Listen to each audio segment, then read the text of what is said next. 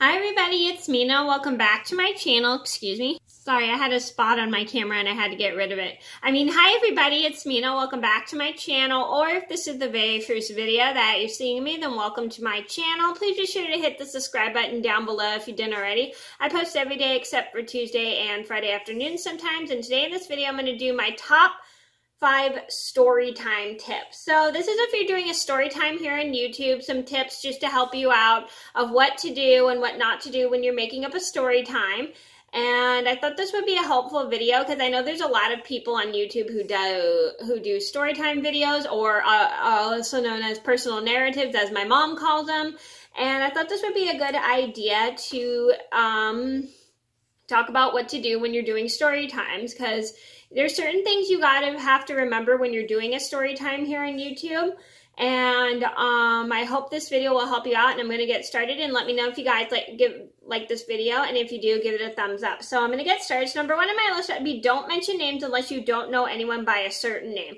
So you never want to mention names when you're doing story time. I certainly don't like to mention names just because I don't feel comfortable mentioning people's names on YouTube just for safety purposes, because I know there's some people that may not want their names on YouTube. So I just don't mention people's actual names. So if you have people you don't know by a certain name, you can say Karen or Olivia. If you don't know anybody by those certain names, you can definitely make up those names, even if it's not that person's real name, because it's just a good idea, just because you don't really want to talk about certain people that you know on YouTube, because some people may not feel comfortable with being talked about on YouTube. So always just be mindful of that. So you can say like Olivia if you don't know somebody by the name of Olivia, or Rosaline if you don't know the name of somebody named Rosaline.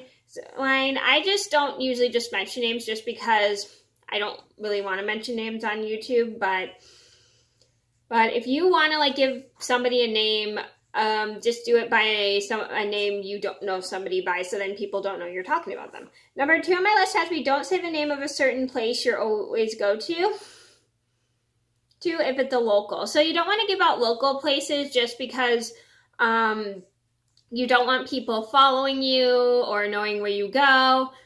And if you always go to that local place, you just don't want to give out where you go, because you just don't want people following you. And also some locals probably don't want to be mentioned on the internet. Number 3 on my list would have to be practice the story before you start filming it.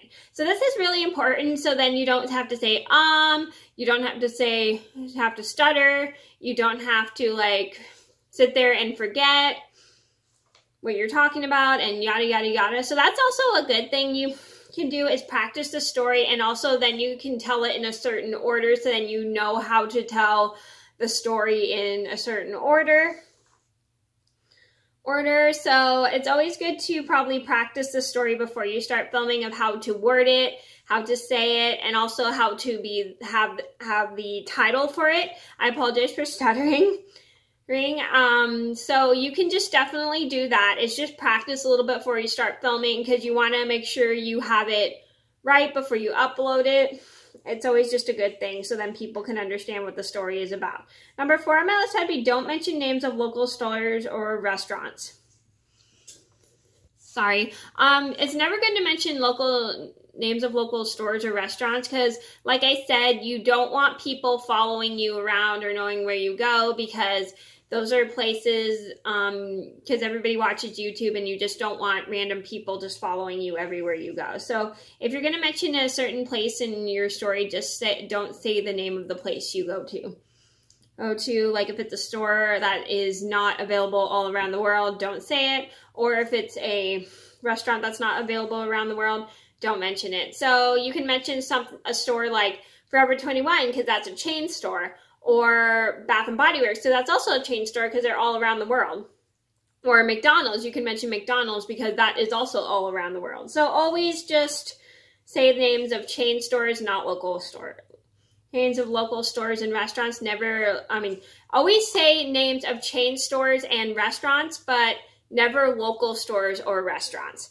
Number 5 on my list would have to be don't cuss. I know some people don't like to be told not to cuss, but sometimes we all have our anger. But YouTube is a place probably not to really be cussing, because there's a lot of people watching it, like kids,